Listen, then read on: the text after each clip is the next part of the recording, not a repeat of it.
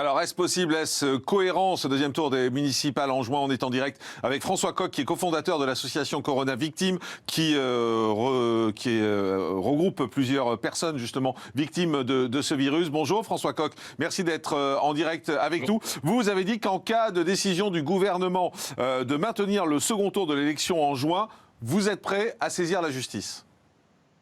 Oui, bien évidemment, puisque nous constatons que la décision qui pourrait être prise par le gouvernement ne repose absolument sur rien. On a noté ce qu'était le rapport qui a été rendu par le Conseil scientifique.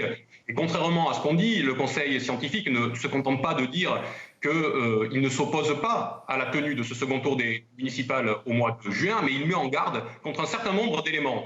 Et notamment, après avoir produit une analyse des résultats du confinement, le Conseil scientifique dit qu'il n'est pas en mesure aujourd'hui d'évaluer le déconfinement et ses conséquences. Autrement dit, on ne sait pas quel sera l'état sanitaire du pays au mois de juin. Et d'ailleurs, le Conseil scientifique dit qu'il se reprononcera à nouveau 15 jours avant l'élection.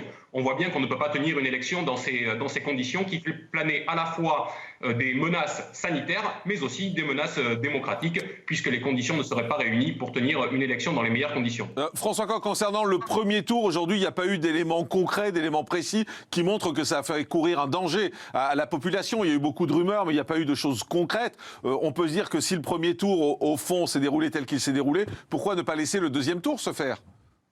Je n'ai pas la même lecture que vous du rapport qui a été rendu, M. Morandini. Ce qui a été rendu comme rapport à propos du premier tour, il est dit qu'il n'est pas démontré, ça ne veut pas dire que ça n'a pas été le cas, il n'est pas démontré que le premier tour a participé d'une propagation de l'épidémie. Par contre, il est dit dans ce même rapport que le premier tour a bien sûr été vecteur de contamination, et de contamination qui ont pu entraîner des décès. Autrement dit, on est dans le moment où un fait démocratique important pour notre vie collective peut conduire les gens qui y participent, les citoyennes et les citoyens, à la mort. C'est un risque que l'on ne peut pas prendre aujourd'hui, et la démocratie telle que je la conçois ne peut pas se faire au prix de la vie humaine, fût-ce une seule d'entre elles. Et la démocratie, c'est pas aussi laisser les élections se dérouler et que ce virus ne vienne pas empêcher un élément démocratique tel que les élections de se dérouler en juin ?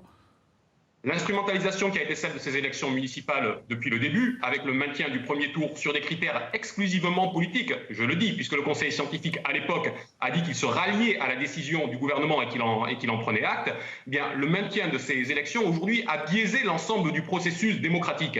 Vous savez, la démocratie, ça ne se réduit pas à l'élection. L'élection aujourd'hui, c'est un temps du fait démocratique. Nous aurions pris quelques mois pour faire ces élections dans de bonnes conditions en maintenant les deux tours ensemble, et ça aurait pu se produire, je ne sais pas moi, à l'automne. Eh bien, ça n'aurait pas changé grand-chose. Vous savez, il y a eu des élections et des mandats qui ont été prolongés de quelques mois. Ça a été le cas encore il y a 3 ans avec les élections régionales, par exemple. Eh bien, ça aurait pu être le cas pour ces élections municipales. Et je crois que ça aurait donné plus de légitimité aux équipes qui vont s'installer et qui s'installent d'ailleurs dès cette semaine avec un espèce de passage en force du gouvernement pour qu'aient lieu les conseils municipaux de celles et ceux qui ont été élus directement dès le premier tour. Merci.